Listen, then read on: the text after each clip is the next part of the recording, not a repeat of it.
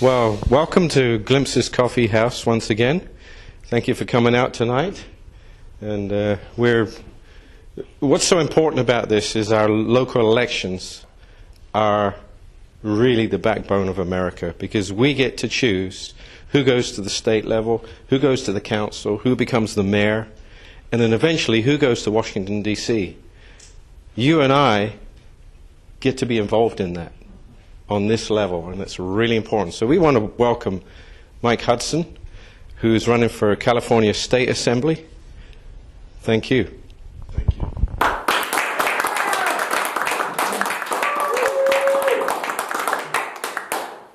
We have some questions for you. We had a conversation very shortly, just a little while ago, and one of the things we were mentioning about small business and how difficult it is to do business. What can you do to do away with some of that difficulty of starting a business or taking over somebody's business? Well, I'm glad you asked. Small business is the backbone of America. As we know, 90% of all business is small business. And more than just that, 85% of the workforce works for a small business. Now, small business is defined as 50 or less employees usually. There are some definitions out there that go larger. The whole point is small business is the most vulnerable, and it's also the most productive that we have in our nation.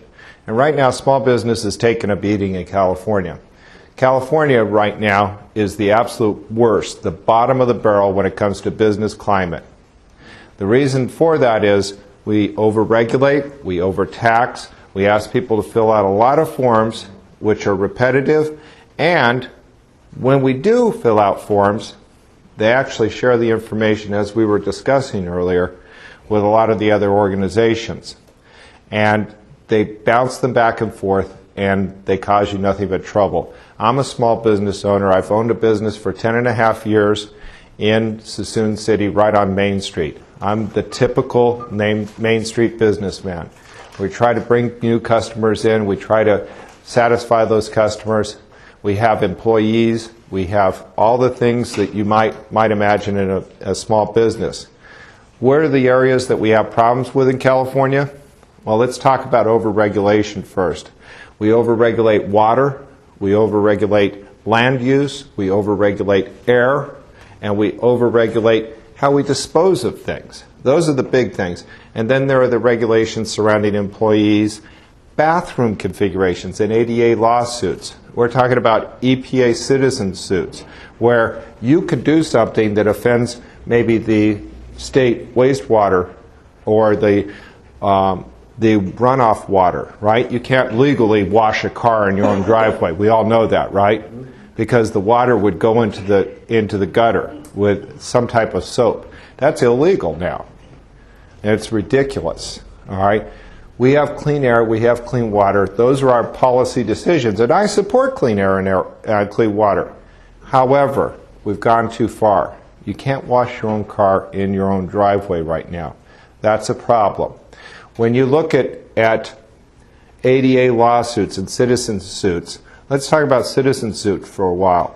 If you were to spill in a wastewater treatment facility or something, you were to spill a gallon or two, you would get a fine from the EPA. All right, that's a federal fine, but also Cal EPA would get involved. And beyond that, Cal EPA, Edwin, who has nothing to do with your spill, could sit there and he could sue you based on that report from the EPA, and that would be called a citizen suit. And that citizen would be enforcing that law. And you would have to pay up to a $10,000 fine on a very small 1 or 2 gallon spill. This is a problem. When you talk about, and that's a discharge. Right now they're looking at discharge permits for almost everything. It's called an NPDES permit. And they're getting more expensive and they're getting more difficult. They open you up to a lot of litigation. Edwin's lawsuit will not make the water better, cleaner. It will just punish the company that had the bad grace to have an accident. That's one example. Air. We talked about air. I know an auto body shop in town here that exists today. The first 30 days they were open, 12 guys come in. All right? they're from Cal OSHA, they're from Fish and Game, they're from California EPA, they're from every imaginable three-letter soup that they have up in Sacramento, and they start writing tickets. And you know what? We pay them to write tickets. Somebody in their office may get laid off. It's not the guy that writes the most tickets. Well, we reward people for writing those tickets, and that's a problem. So all of a sudden this business owner has $150,000 in fines. He spends a year going through the system, going through due process.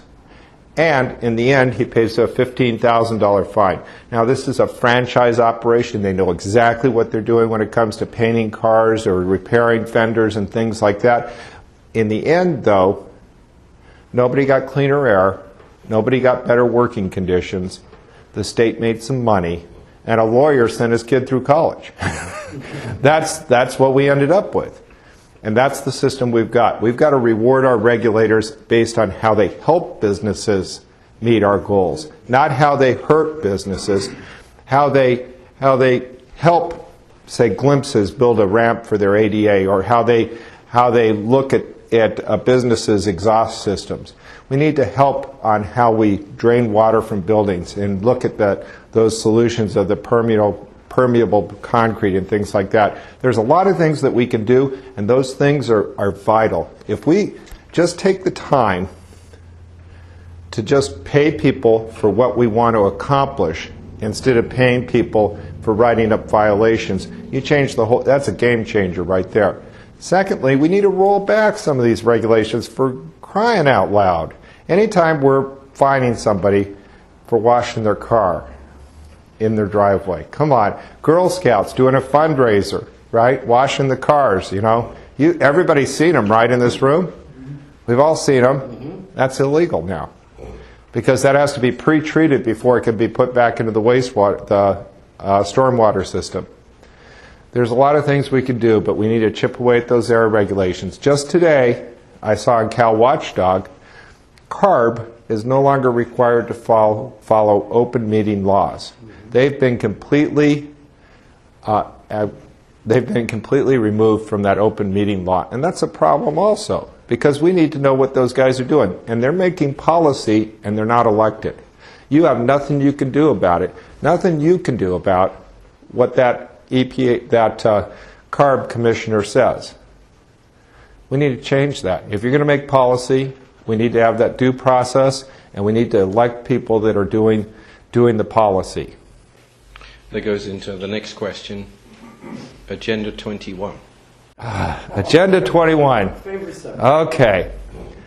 Well, I'll tell you, for some reason, California has this idea that we all should live in a city, tightly packed together.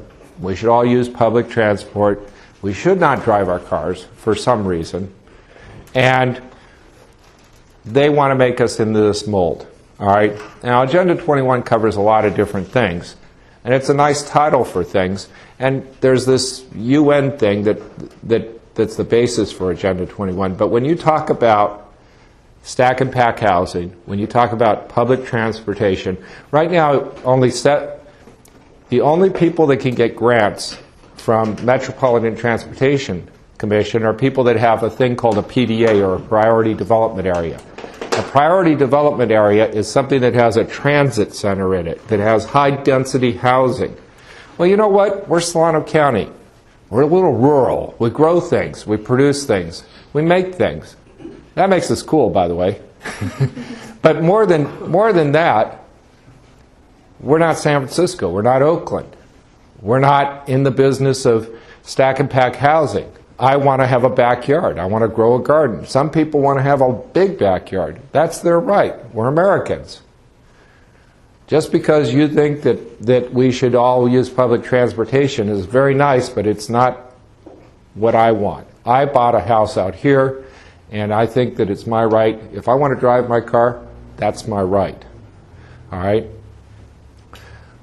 The whole idea right now is to change the way America thinks about land use. And we need to think about that, because land use is probably the biggest fight that we're ever going to have. You know, our forefathers fought for a lot of things. And we'll talk, I'm sure, about Second Amendment somewhere along the line. But one of the big things was the ability to expand and to grow. And we need to keep that ability. You don't have the right necessarily to tell me what I can buy, where I can buy. If it's my piece of property, who are you to tell me what I can build there? And that's the problem. That's the real problem. And right now we encourage people with grants and all sorts of funding mechanisms to do these things like the stack and pack house. Oh, we're going to build, it amazes me, we build on the third bridge going to Lodi. There's a bike path over that bridge. Okay, bike paths cost $300,000 per square feet, all right, per square foot. We've got a bike path on the side of the road, Highway 12. Now, I've only seen one person ever ride their bicycle on Highway 12. It seems a little counterintuitive to be out there riding a bicycle on Blood Alley. But we are building bicycle and pedestrian trails all over. And that's part of the problem, too. We can't fix the roads that we have. What business do we have building a new bike path or building a new pedestrian trail? Let's fix the roads that we got. Let's take care of what we got. We've got an awful lot we got a big mess in the state. We need to clean it up. High-speed rail.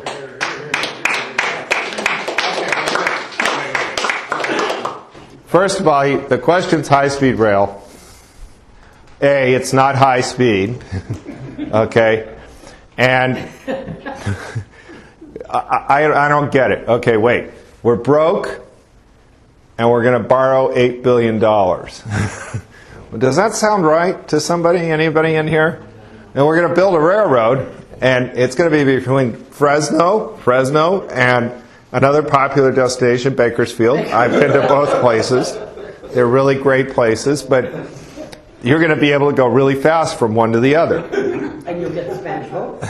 We're going to ruin a lot of good farmland for that. We're going to do a ton of EIR laws, and we're going to do a whole bunch of lawsuits. And they tried to exempt it from the EIR process. What does that say to you? First of all, if they're going to exempt this project from EIR, but you're not going to exempt everything else.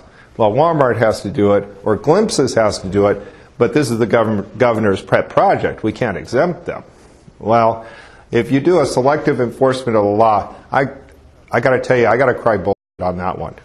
All right? That's a fact. But here's the whole deal, though. You're going to put it on existing track, which is rated at 50 miles an hour.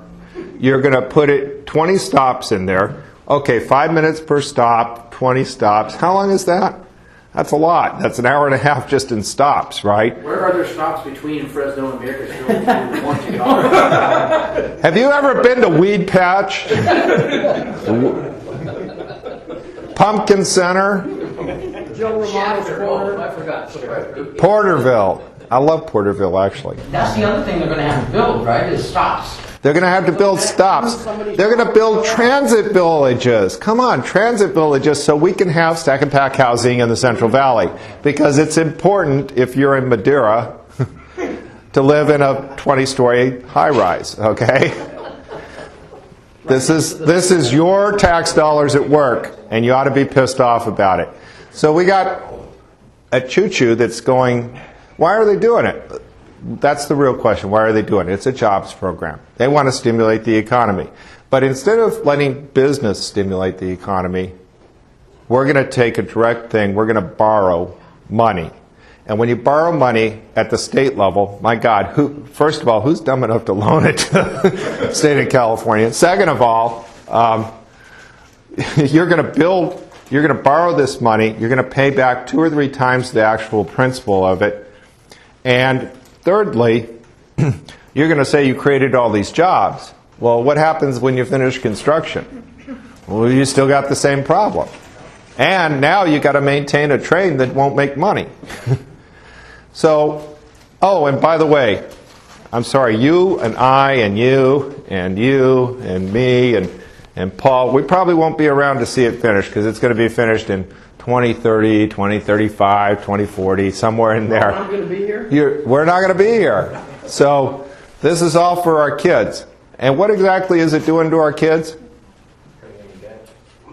For our benefit, we are burdening our next generation. And that's the problem too. High-speed rail. What's the environmental impact going to cost on top of all that, the environmental study? You know, your guess is as good as mine, but I will tell you, just building a simple 50-acre project in Suisun City took us 5 years and cost us over $7 million. Not the taxpayers, cost Walmart. Okay?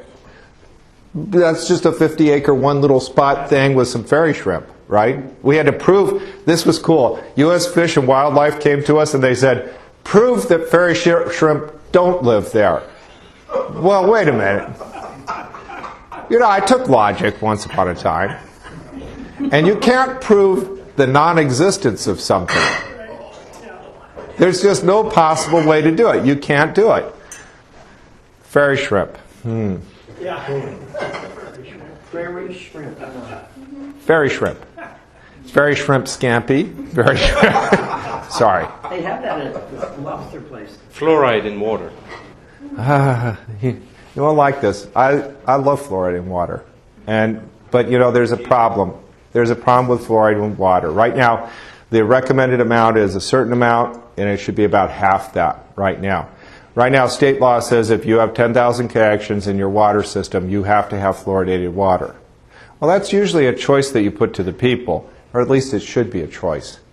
I personally believe in fluoride in the water. You may not like it, but that's the way it is. I had a stepson, somebody else's son, and when we got here from Pennsylvania, literally a year and a half later, we're going to the dentist for major work. And it all became because Suisun doesn't have fluoridated water. There is a certain percentage. A lot of people say it's a poison. Anything's a poison. There's a lady who drank so much water for a radio show in Sacramento that she died. Water is the very essence of life. There are lots of poisons that we deal with every day. This one just happens to keep your teeth from rotting away very quickly. Well, that's questionable. That's not related. It's debatable, but it's something that the people should answer. It should be a vote. How much is still owed in Suisun, and what is being done to bring in business in Suisun? Those are two very distinct questions. How much is owed in Suisun is kind of the redevelopment of the waterfront. This is a kind of a tricky question. Offhand, we would say somewhere in the $22 million range. All right. However, redevelopment, when they took over redevelopment, and we were paying our bills, we actually, with our tax increment, you know, I don't know how you feel about redevelopment, but Suisun is a perfect example of redevelopment. We were on the front page of the Chronicle 25 years ago as the worst city in the Bay Area. The absolute worst. The bottom of the list. 105 cities, there's Suisun, right at the bottom. It was not safe to walk down Cherry Street. It was not safe to go to the maze. We don't call it the maze because it was a lovely stroll. It wasn't safe. People died. We redeveloped Suisun City by taking out a bond against future revenue, a thing called tax increment. All of the agencies had to voluntarily sign off on this tax increment. And you know what? The school district lost a little, the water district lost a little, other entities lost a little. But nothing was going to be built in Suisun City without that reinvestment in the city. Nothing. Not a single stick. The school district ended up building 2 new schools in Suisun City because of that redevelopment. We had Crystal, right? That was our big school, and we were just putting Suisun Elementary in the ground. Because of that redevelopment, the school district actually made money. Because of that redevelopment, the water district made money. And because of that, the Suisun City's the jewel that it is right now. And it is a jewel. It's consistently listed in the top 5 cities in the Bay Area. That's a wonderful thing. That's a testament to people that had vision. Did it cost the taxpayers money? No, because the way tax increment works is if we did a horrible job on it, we spent it all on salaries, right? The abuses of redevelopment, spend it on salaries, condemn a property and not put it to work, go out there and do eminent domain. Those are the kind of things that are the abuses of redevelopment. But if you put the money to work, you increased your property tax base, and that increment was what paid back redevelopment. Governor comes along. We're going to get rid of this redevelopment stuff because it's hurting the state. How on earth he figures it's hurting the state, I can't tell you, because they didn't lose a single penny. But that's the theory behind it. So they eliminate redevelopment, but they say, don't worry about that, Suisun. We're going to pay off your bonds, and we'll give you that. You'll get that new tax increment. You'll get that tax increment back in higher property tax. Well, if you hadn't noticed, we're not getting higher property values right now, so that ain't going to work. The long and the short of it is Suisun did a very good job with redevelopment.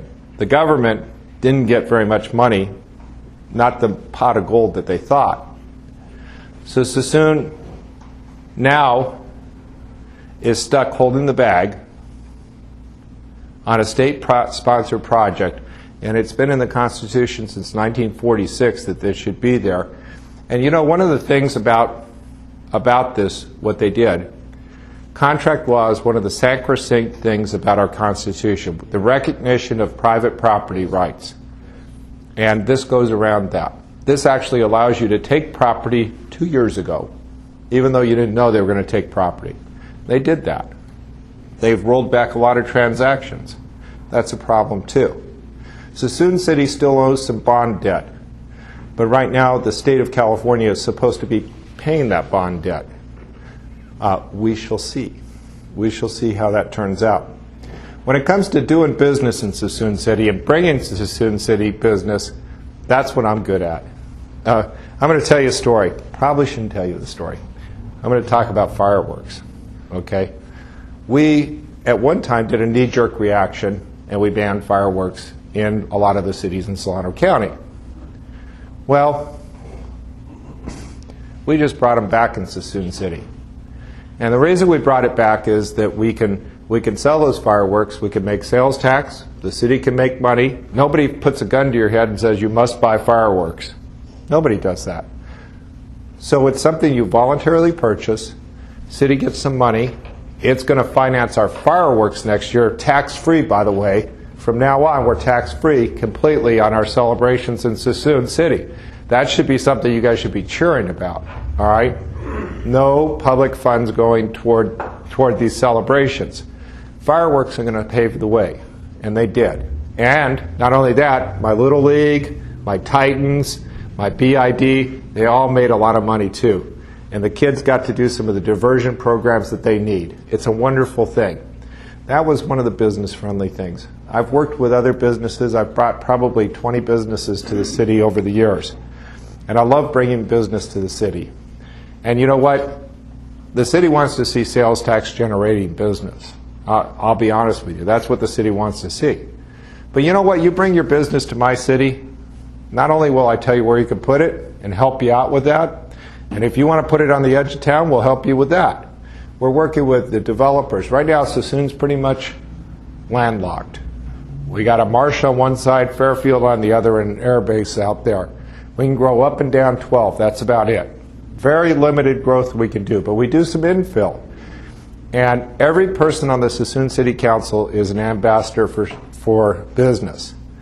Unfortunately, not every Suisun City Councilman is an ambassador. I am, though. And we've gone out there, we've brought in everything from restaurants to people that serve sandwiches. And we love doing that.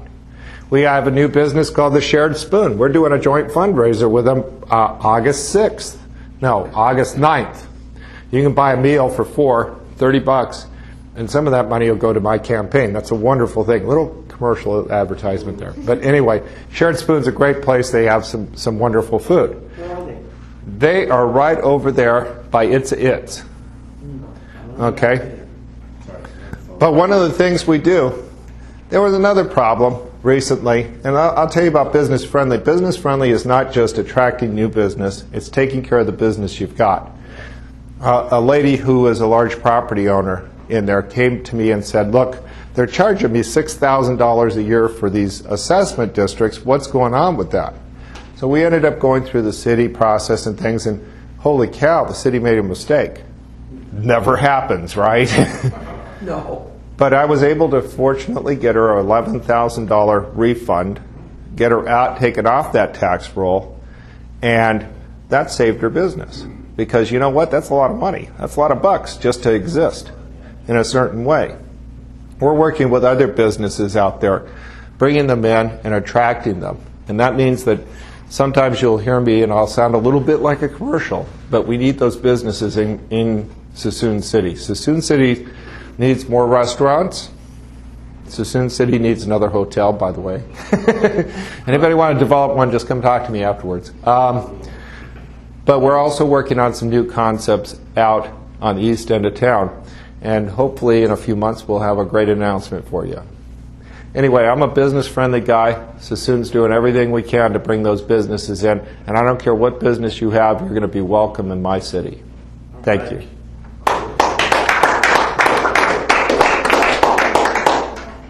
States' rights. States' rights. Now that's a very interesting topic because we all know we started off with the Articles of Confederation, right? They were kind of a loose grouping. It's kind of like having, there was kind of like having 13 angry cats in the same room. They didn't really get along well. We came up with the Constitution, a brilliant idea. But the idea of the Constitution, we're United States. Actually, there's an idea that we're independent countries almost. I mean, to a certain extent. A state can do an awful lot of things that the federal government can't. And in fact, the Constitution in the Bill of Rights says that if we don't explicitly claim that right, it's the state's right. And that's an important right. That means that we can govern a lot of different territory on a state basis. One of the things that maybe we should consider is what are the limits in our state constitutions. Unfortunately, we have a very low bar in California for the state constitution. Anybody with enough money can gather enough signatures and we can change the Constitution, and we can do a thing called ballot box initiatives. And those are pretty evil, to be honest with you. They rope people in that are supposed to be making decisions, and they make the decisions for them. And the reason people do those things is because our state does make some really awful decisions sometimes. They've done some, let's see, high-speed rail, peripheral canal, let's see, what other things?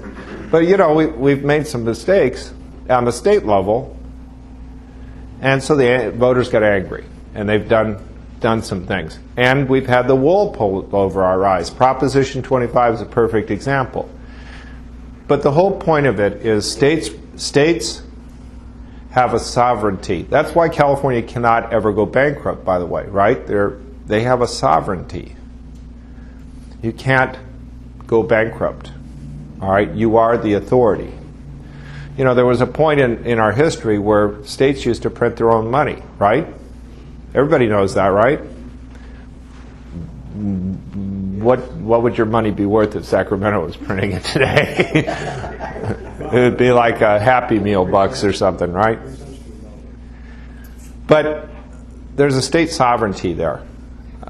And that's part of the idea of keeping small government, keeping government at the lowest level. And now California, we're 33, 35, 38 million people. We got a ton of people here. We're bigger than a whole lot of states put together. And that means that we have some unique problems in this state. But it also means that we grow government at an extraordinary rate in this country and in this state. I was watching a Solano Economic Development Corporation presentation recently, and here's the leader of the Manufacturing and Technology Institute coming up there, and he's doing a presentation, And then they had the economist come up there, and he says, here are the segments in our sphere and what they're doing, the segments of our economy.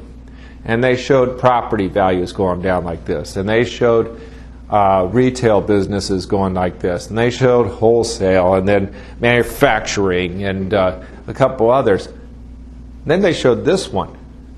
Anybody got any guesses on the one that was increasing? Government spending. Government, that's right, because we were birthing new government the whole time. California is good at it, and we need to be very careful. We need to be very diligent. And I mentioned it earlier, and I'll mention it again. CARB has just been exempted through SB 1018 from open meeting laws, and you should be outraged. You should be absolutely outraged. I don't know if I hit your question all the way. Pretty good. How do you plan to effectively represent the people? As we're seeing about 500,000 per representative. Are we going to have access to you if you become a state person? Well, I think that's a really pertinent question, because we all know the story, right?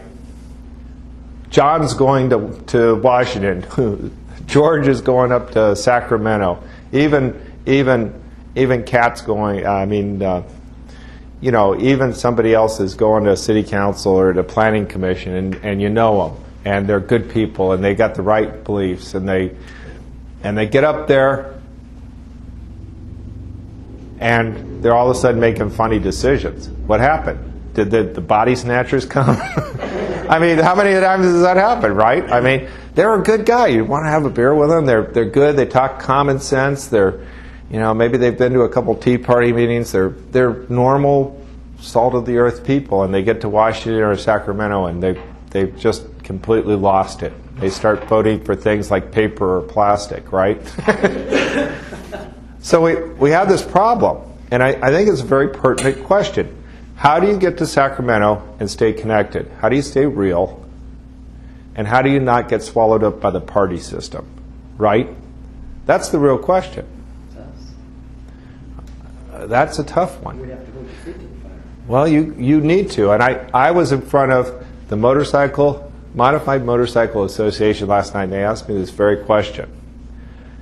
And they said, well, why do you care about us? Because they're bikers, Why do you care about us? Why do you come speak to us? And I said, well, I speak to the Farm Bureau, and I speak to the small businesses, I speak to the NRA. But you know what? I didn't make the Sierra Club this week. And here I am. I'm in a suit, right? I got my jacket on. I got my red tie. I'm looking good. And they're in their leathers. And it was quite it was quite interesting, because I said, you know what? I'm here because I fit in. We share common cause. That's the truth, though. We share common cause. The whole point of it is you need to hold me accountable. You need to see me come back here in a year after you elect me and say, well, hey, Mike, what was up with AB 1485? Why did you vote that way? Because that's going to happen. Of course, they don't need my vote up there in Sacramento. You know that. They don't. They don't need my vote at all. Because, there's a Democratic Party out there, and I hate to say it, we're not party people. But on the other hand, right now, everything's swinging one way up there. And they don't even have to show the other side what they're passing. And that was because of Prop 25.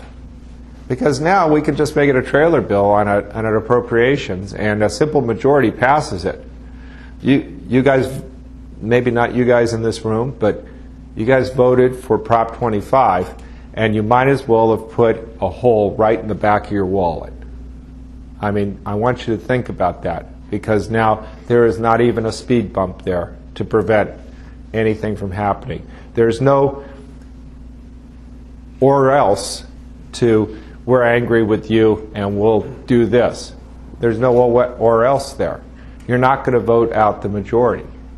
So how do you become effective? How are you effective once you get to Sacramento? You're going to have to find common cause with people. You're going to have to get them onto your side. You're going to have to network. And when you can do those things, and when you can say that, hey, I know Doris, I know you're very conservative, and Edwin, I know you're not so much, but but we both agree that the peripheral canal has got to go, and we put you together, okay? And we form our coalitions, and we work that way, because you're going to have to compromise. You're going to have to work across the aisle, because you know what? Republicans are not even a speed bump anymore. When we vote on issues, quite often you read it, and it's actually flipping on us. So when you vote on this, it actually means the other thing. Yes. That's correct. Because they're so well written by lawyers that you think you're going one way, and you're actually going in the opposite. How can you communicate to us? How can you network with us and say, look, this is what's going down today? You email everyone in this room. We email all our contacts with the information that you give us. We can say, okay, this is really what that means.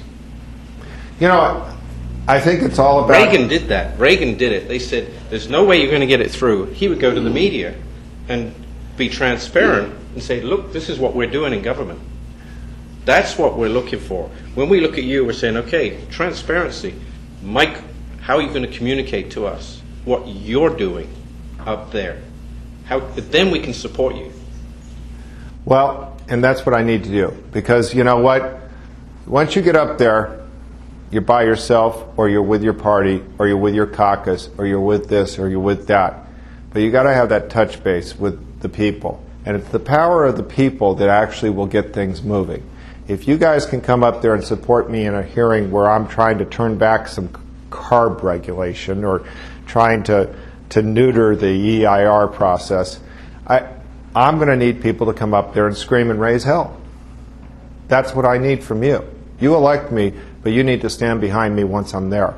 Because if you abandon me, well, I'm going to A, look pretty dumb, B, I'm going to get unelected, and C, you're not going to get your goals accomplished. We need to be able to work together on all the way up and down the ladder. It's very, very important. You support me, and I will support you, because you know what? It's not about just getting up there. It's about how do you pass good laws, and how do you fight against bad laws. So you mentioned California's a bad state. Where should we move to? Well, let's see. Texas. I just read one on Oklahoma today. I heard Indiana was going the right direction. Wisconsin. Let's see. You know, but you should be thankful that you live in America, because we respect private property rights. That's a huge thing. Still. You know, Texas is interesting because they don't have any zoning laws in some cities. Houston has zero zoning. There's no planning commission in Houston. Did you know that? None. And they've got some pretty funny combinations of businesses and churches and adult establishments. But that's Texas. And you know, it works for them. It works for them pretty well. But they didn't go crazy. And one of the problems that we have in California is we reward our legislatures for doing something. And you know, maybe we're looking at it the wrong way.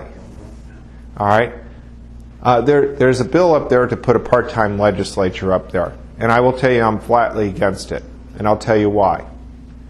First of all, the legislature, when you limit the time they spend up there, when you limit how much they're paid, you're going to get a lower level of person up there, and B, you're giving staff and lobbyists a lot of power, because they're the only ones that have the corporate knowledge. And you better think about that pretty strongly. What happens when staff controls a city? Bad things happen. Okay? Really bad things. Council people come and go, staff stays. Okay? Third house, special interest, my buddy who owns land out by the railroad tracks or whatever, those people stay. Council people come and go. Legislators come and go. you better think really hard when you think about term limits, because it's hurt our state, and it's going to continue to hurt our state. Now, Prop 25 actually had some benefits for us, right? Well, I could stay in the state assembly for 12 years as long as I could curb my enthusiasm. And I will tell you, part of the answer to that first question was, when I get to Sacramento, we're asking for the broom closet. Because if you start in the broom closet, everything above that is gravy, right?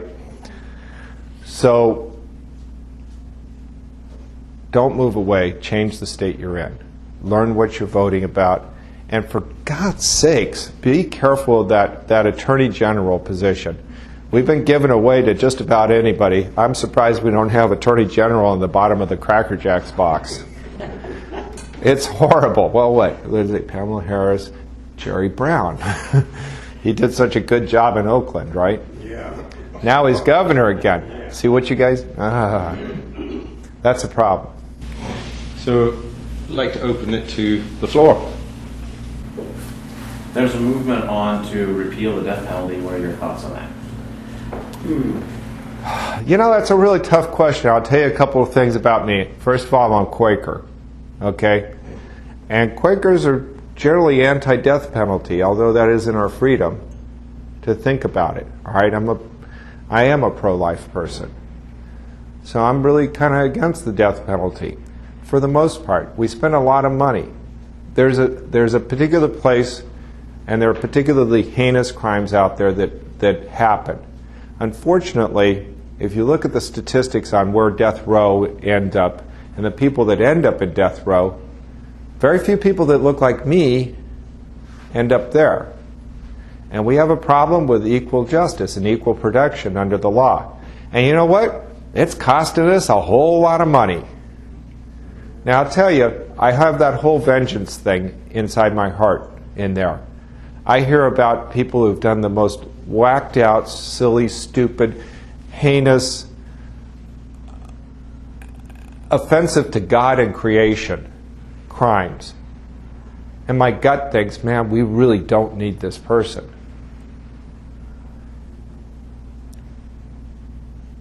But I don't know if it's worth it. When you're paying $1 million a year to keep Scott Peterson in good cable TV, I don't know. That to me doesn't seem like a really great deal. He ain't going to get put to death. We can't even put someone to death anymore. We have judges. By the way, Jerry Brown is a huge anti-death penalty person. We all know that, right? He's the guy who brought... How many people remember Rose Bird? Come on! The only Supreme Court justice recalled in the state of California. And it was over that issue. And it was over Jerry Brown. I don't have a problem with the death penalty per se. I have a problem with the amount of money we spend on it. I don't particularly like the idea of putting someone to death. It really goes against my belief system. So I'm giving you a really wishy-washy answer. Sorry. At least you're honest. Tammy. Do you feel that voters should approve either one of the tax hike measures that are slated to be put on the November ballot? No. That was quick. I could preach about it. You know what? There's a little trick in Jerry Brown's tax hike. Did you know this? Not many people know this. Right now, the Brown Act, part of the Brown Act, has been suspended in California. You know that, right? I no longer have to post my agenda meetings. I don't have to tell you that we're going to have a public meeting anymore. All right? That's the absolute truth. Well, in his tax proposal, he makes it mandatory for the Brown Act without compensating the cities. All right? There's a bill, SB 25, I believe it is. It says that if the state comes down with a mandate, the state pays for it, or the cities don't have to do it. Seems like a fair deal. If you pay me to do something, I'll do it, right? That's the deal that we have with the state. Well, they stopped paying us to do a whole lot of stuff, right? Because if you haven't noticed, we're broke. And they've been taking money from cities, right? But when you take away the money for these open meetings, and then he has the audacity to now make it mandatory that you have the open meeting, like this is an original idea of his, right? No, what he's doing is he's just exempting himself from paying for it. And that's the problem. The state's hard up for money, and they're going to hit your business, my city, your police force, for whatever pennies and dimes that they can scrape together to pay their bills. And it's because of their bad spending, not ours. So I expanded on the no. Next. Yes? So the California budget is really hosed. What are your ideas as far as what do you cut to start balancing that? We're going to talk about the budget because the budget, first of all, they've told you that the projections are down here. Well, we made a lot more money than we did last year. But they didn't tell you that, did they? No. Because that doesn't justify their takes, right? They cut the school budget, though. Thank you, Jerry. All right? And they gave it to social programs. Thank you, Jerry, again. All right? Now they say we have a crisis, and if you don't pass my tax initiative, I'm going to cut the schools again. Okay? But our budget actually took in more money. There's a budget watch, CalBudgetFactCheck.com you can go to, and it'll show you the real numbers on the budget. We actually took in more money. We're making money. All right? But we're spending it so fast, it doesn't matter how much water you put in the top of the barrel if you don't have there's no bottom. If you're spending it as fast as it's coming in, well, and that's the problem. So what do you cut? Where do you start cutting? All right? Well, I think that there's some social programs we need to take a look at seriously. All right? There's never been an honest audit of the in-home supportive services. There needs to be. Okay? This was a good idea when it first started. Right? What would happen is people would get put into elder care, into a home, per se. It would cost, a huge amount of money. And, it would separate people from families. So they decided to give a stipend to family members to take care of their own kin. Well, that's a pretty good idea. Saved us a ton of money. Then the Democrats unionized them. And we stopped saving all that money. Okay?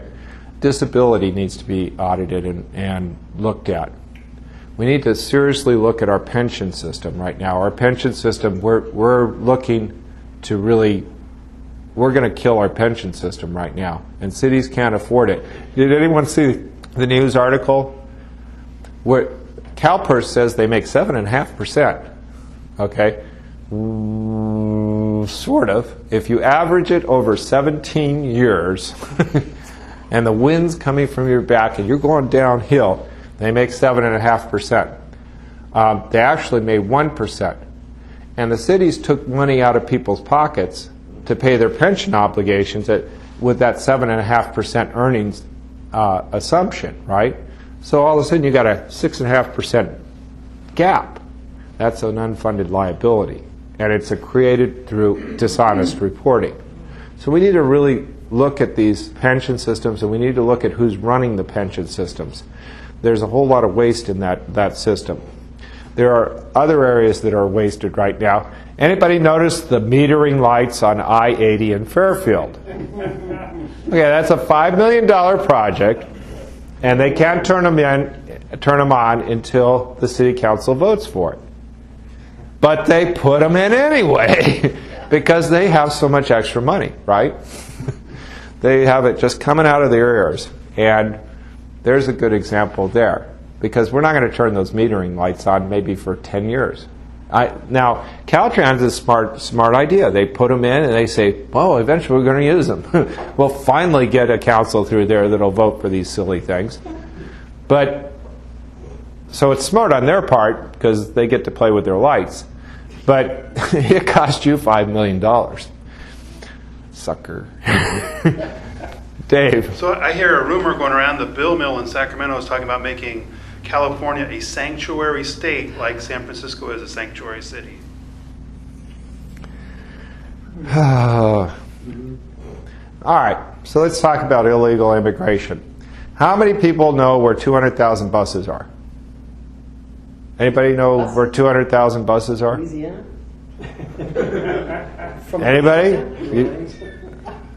Okay, so we don't know where 200,000 buses are. And they could make round trips and things like that. It would only take us 10.4 years.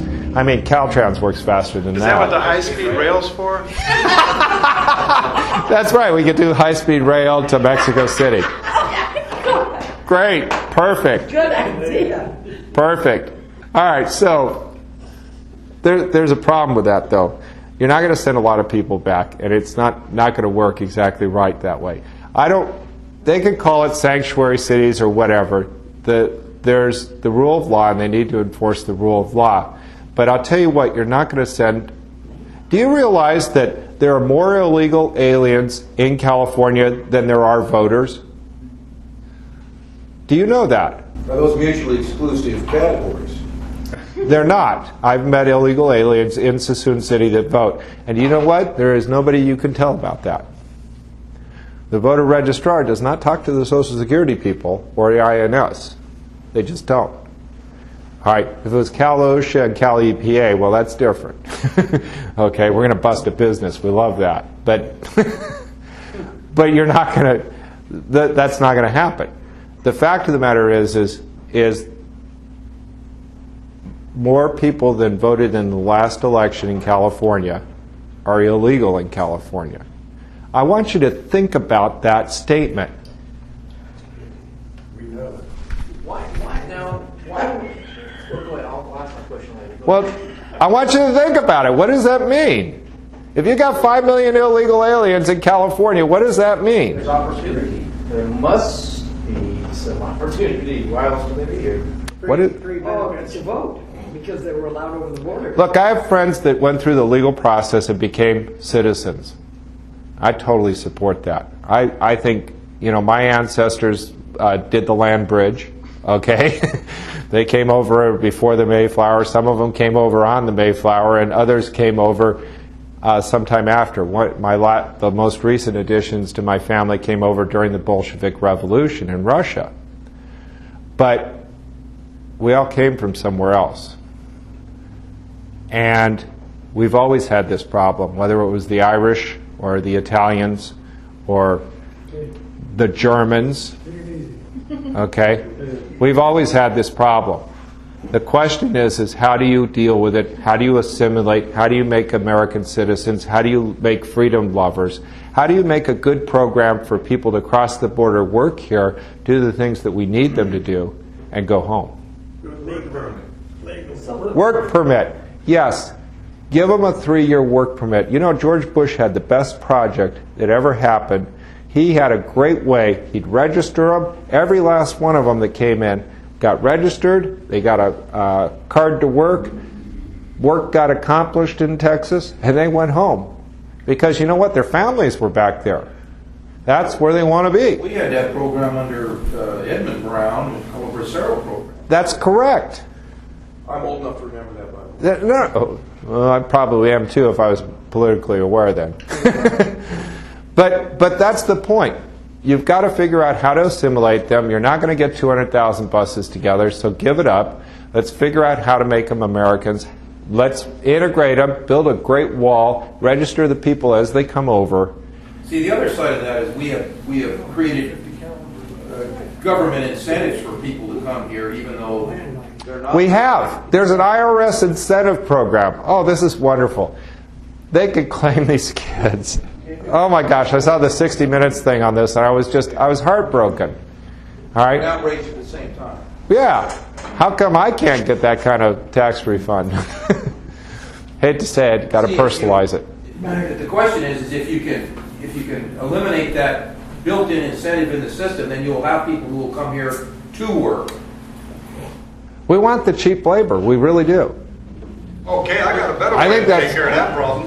If you don't believe in the death penalty, Why don't we take all the prisoners and put them to work like they do in Arizona? I love that idea. I would love to see Scott Peterson in a Yeah, you do. Change. look like the beginning of Oh Brother, Where Art Thou? I love that. Make them earn their keep in prison. Heck yeah, let's get them stamping license plates. I agree. That has long been my theory. Okay, wait a minute. I think I lost my train of thought here, though. 5 million illegals. You were going to ask a question, Frank. I worked in a place where they were charged with 350 Mexicans. Illegal. One day I arrested 3 guys that were illegal. They came back to work 2 days later with a different name and a different... my question is, you know how much money they send home to their parents each month? No, I don't. $300 to $400 a month, each person. That's how much money you're losing in the state of California. Oh, yeah. That's right. Well, I don't know if we're really losing it, though. I mean, they've earned it, and it's theirs to whether they put it in a Swiss bank Well, account. I pension too. Why are you trying to take it away from me? No, I don't want to take your pension, Frank. Frank. They're not spending it here, they're spending it in... They're spending it in Mexico. That's true. Yeah. And they get the benefits from their taxes. They get a lot of benefits from taxes. Yeah, But you know what? Their nieces and nephews that live in Mexico. But it's a fallacy to say they don't pay taxes. Right. We had 50 of them paying Social Security on my wife's card. That was kind of cool. Half of these guys they were getting paid cash. Yeah, that's right. That's a problem, and that employer should go to jail. I will tell you that Employers should go to jail for hiring an illegal. well, you know, that's that employer, though. That's not a common thing. Isn't there another question to be asked? Why is it economical for these employers to hire these illegals, and what about the government has created this environment that it is not beneficial to hire Americans? Exactly. That free market answer to this. It's not let's have more cops, let's spend more money, or let's kill people. It's let's create an environment that encourages economic productivity. Well, you know, I don't like the idea of giving them a bus ride just to see them back 2 or 3 days later either. I think that's a waste of money. And I think there's a lot of ways we waste money in government. But I think the policy choice that we've made over the years, whether you're Italian or Irish or Hispanic or Chinese, by the way, Chinese is the number 2 most popular illegal alien. Did you know that? No, Irish is. Irish. Look it up. Well, the last time I checked it was Chinese, but it could be. It certainly could be. Ireland has huge problems. Okay? And there are people that flee those countries. And we provide a very nice place to live here. We provide a ton of benefits for your kids. We'll feed them in the morning, in the evening, and at lunch. Well, you know, I don't want to create a bunch of kids, though, that can't read, because they might stay here, unfortunately. All right? They came over here illegally. That's a problem. I agree with you. I didn't have the benefit of making them. I don't want to have to. I don't want to pay for a lot of people that we're feeding. And they didn't. They objected when I put the 11 people on my tax return. I agree with you. But Pleasure of making them. I love that. I think that's perfect.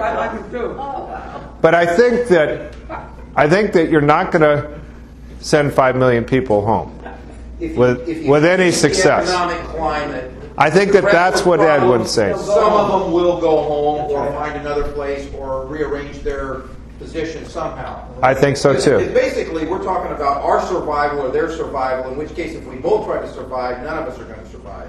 Okay, so if we allow this to happen, what's the next immigrant's going to come over and take advantage of us? Well, no. We need to build that wall, and we need to get that wall functional. You know, we need to check our ports. We need to know who comes to the country, register their ass, and know who's here.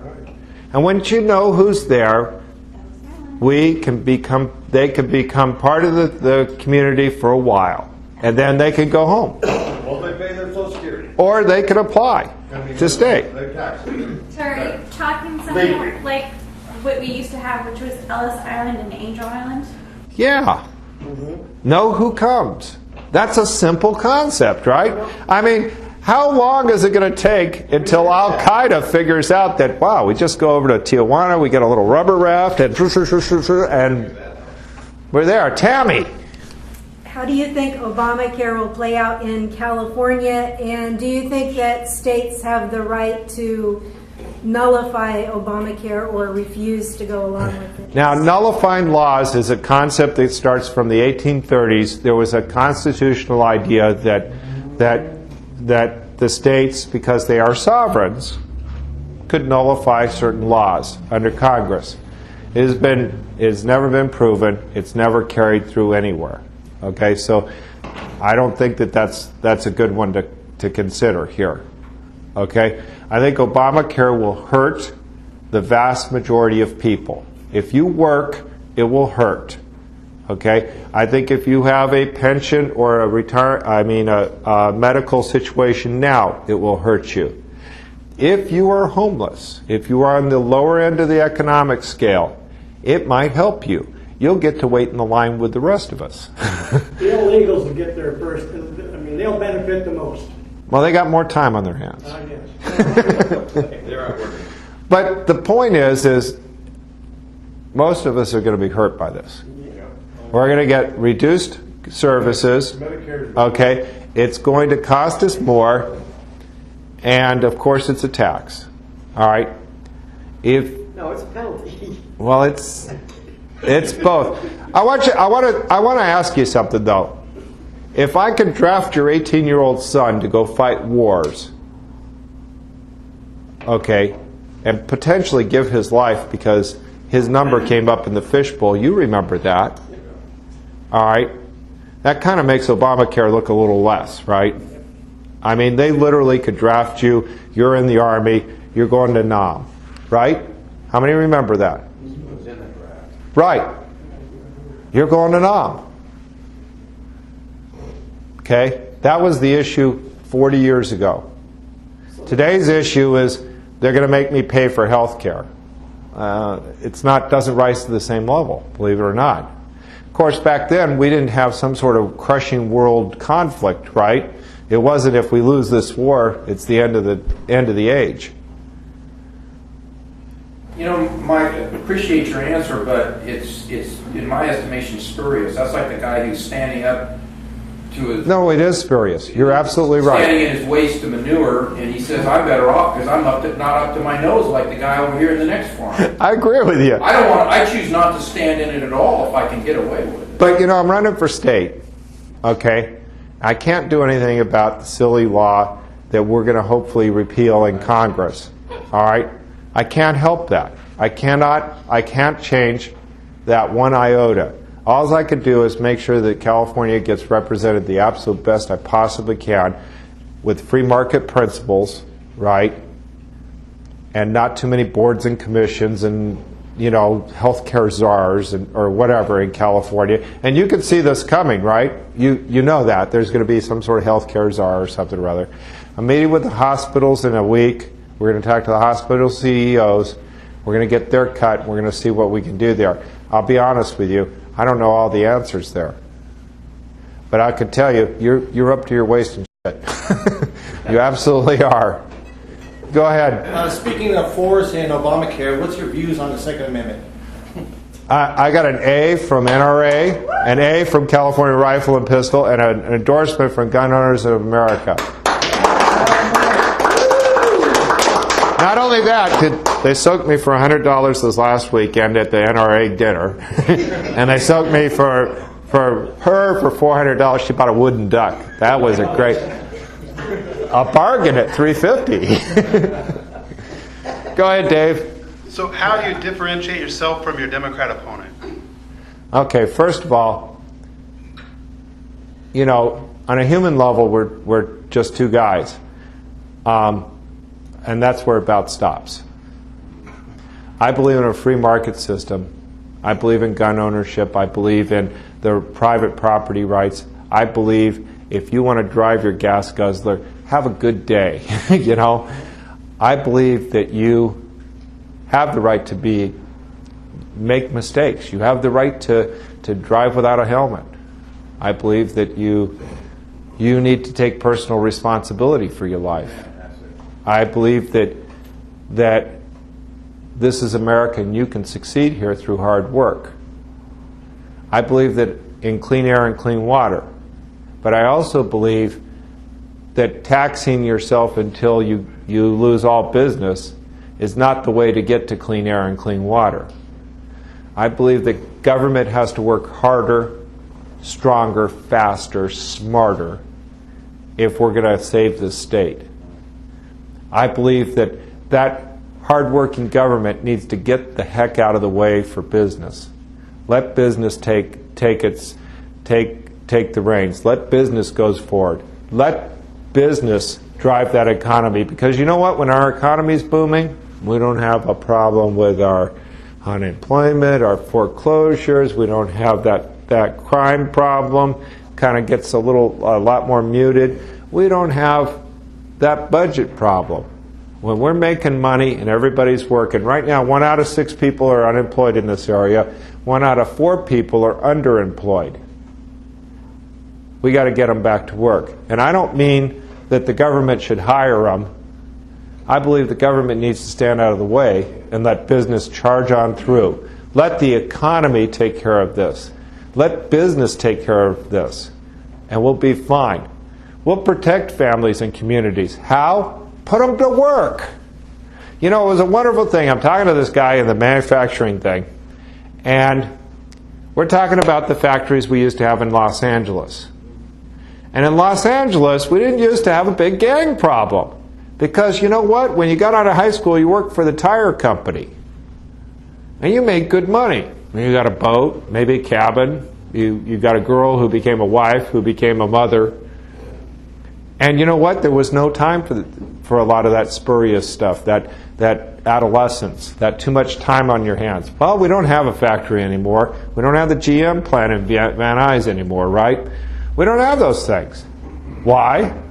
That's because we got air and water regulation. We got clean water, no business. Clean water, no business.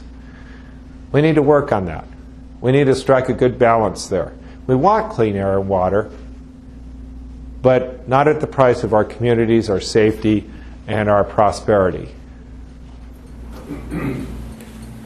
Every year there's some sort of legalize marijuana, regulate marijuana type bill or law that's on this ballot or whatever. What are your viewpoints on the whole legalizing of marijuana industry?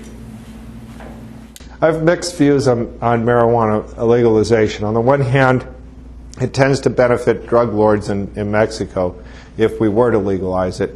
On the other hand, the free market system should.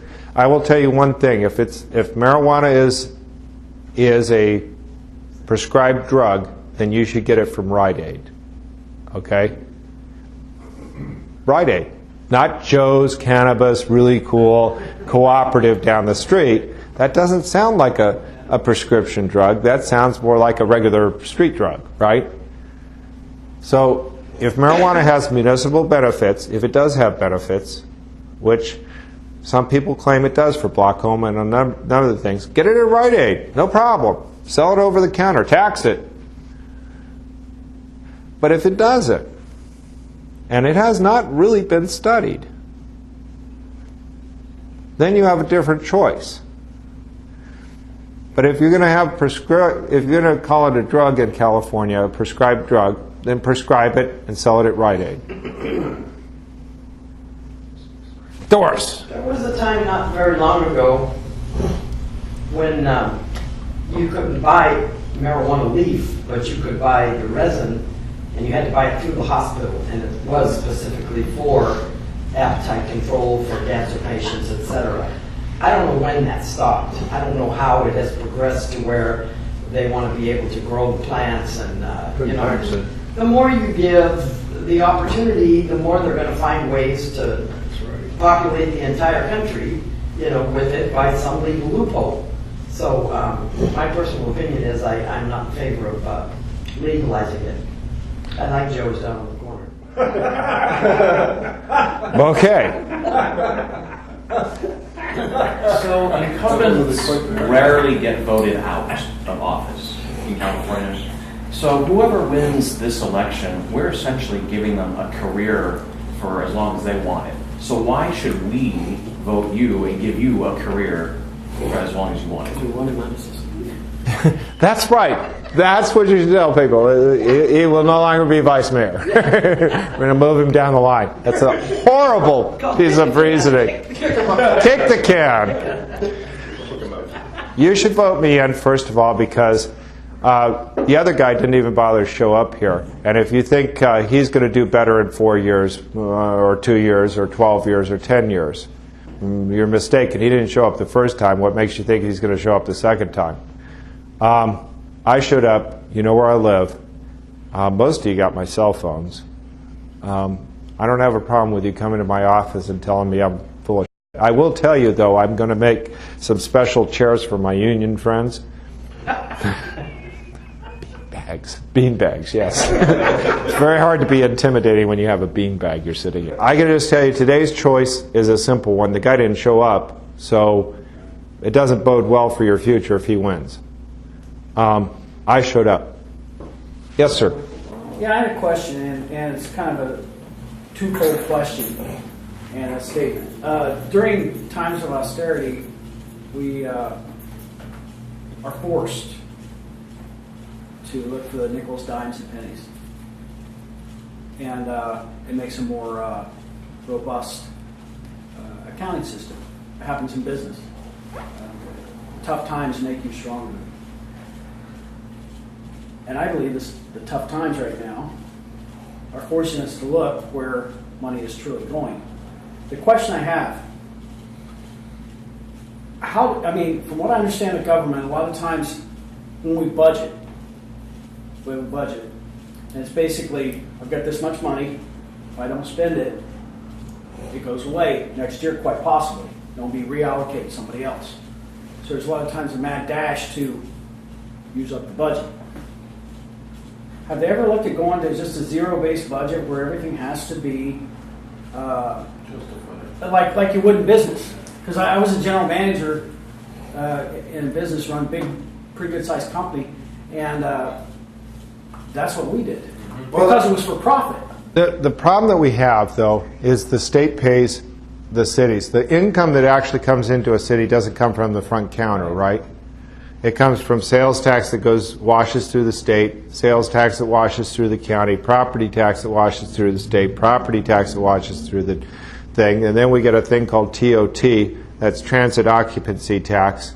Right, there's only about 4 sources of income, maybe 6 sources of income for a city, and all of it comes from the state, and they kind of pay it on a schedule. And so they're going to give you a pile of money in June, and they're going to expect you to be around in November. Okay, when they're going to give you the next pile. So you don't have the same cash flow, first of all. And I want you to think about something also. A lot of people say we should run government like a business. Well, I got a bit of a problem with that because government is not a business. And I don't need CARB or the EPA making money off me, showing a profit. God forbid they already try to do that. But the zero-based budgeting has some merit. Right now, when they say there's zero increase to the budget, what they mean is after we raised it for the COLA and the other things, yeah? But I will tell you honestly, right now, the cities in this county are hurting. Yeah, sure. 10.1 million. After they passed a balanced budget in Fairfield, the state took $10 million. After Sassoon passed a balanced budget and we came to an agreement with our labor unions and we promised people jobs for the next year and we said you're going to get paid at this rate, then they took money from us. And Vacaville, and we know Vacaville, Dave works for the city of Vacaville, we got a budget, and then 1484 came by and it took a whole bunch of money, $2.8 million from Vacaville. Brentwood, $500,000 after we balanced our budget. So those budgets, we worked really, really hard. That's probably the hardest thing you have to do in a city government. And the state can pull the rug right out from under you. So budgeting the normal way just is not going to cut it. You have to plan a long term. You can plan on inflators. You can plan on property values going up or property values going down. There's a wonderful model that Brentwood uses for a 10-year plan on their budgets. But it's a little bit of a fiction, too, because if the state just all of a sudden says, oh, you had 500 grand, now it's mine. That really puts a hole in things. And so you have to have a certain flexibility, and you have to kind of stash money away. There's nobody that's fat in any of these cities anymore. None. And you're going to be lucky if another Solano city doesn't go bankrupt soon. Right now, today, Compton was the city of the day. They're considering bankruptcy. Scranton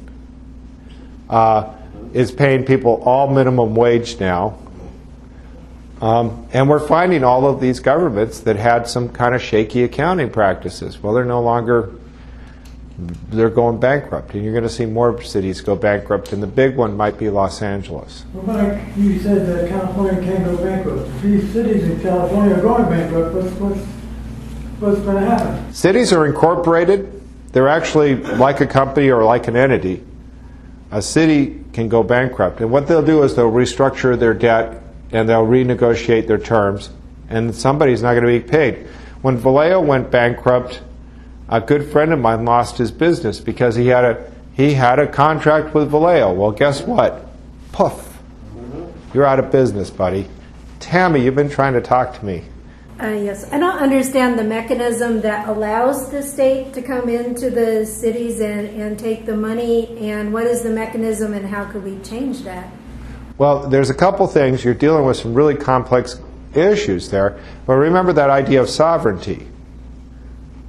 They're sovereign in this state. That state government is sovereign. And they can do pretty much what they want.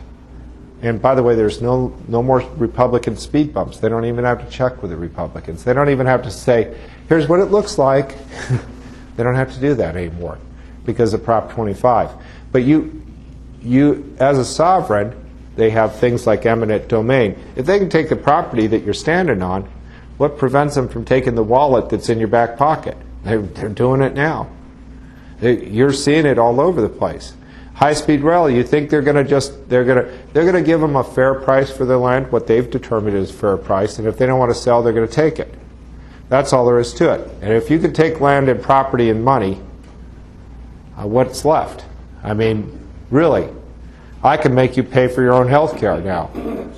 That's what you've described is a grand recipe for self-destruction. Yes. And it will happen if I don't know if it'll happen. No, it will. It has to. It's an economic. We got a meltdown going down, and you need people like me that will come into there and recognize the importance of business and recognize the importance of private property and recognize the importance of personal rights and freedoms. That's what you need. Somebody. Unless you can do that, however, the end is already assured because with increasing pensions, people retiring, large pensions going on, eventually this thing is an inverse pyramid, and the weight of it is going to drive that wedge right through California and destroy it. Well, just remember, we are the Golden State. We pulled out from the brink of destruction before, and you fool me once, shame on you. Fool me twice, shame on me. We're on 32 right now. Shame on us for a while, but you know we're gonna do all right. We're gonna get people in there, and they're gonna make the right decisions. There's bad news out there, but you know I want to tell you though, we had at one point the tallest building in the world. At one point we had the first freeway. We've had the best freeways. We've had the best transit systems in the world. We've had some of the most unique things in the world were in California. By the way, something like 80% of all venture capital is spent in California. That's incredible if you look at that. Unfortunately, the corollary is only 8% of the total manufacturing is done in California. Once they invent something cool, neat, and fascinating, they build it in Indonesia or Texas or Indiana or Nevada. Is it time? It's time. Okay.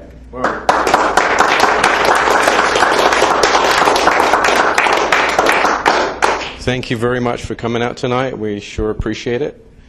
And like you said, your opponent did not turn up, and we did contact him twice and made sure that he was aware that this was going on, and he was welcome to come but didn't turn up. So thank you. Thank you, Paul. Thank you.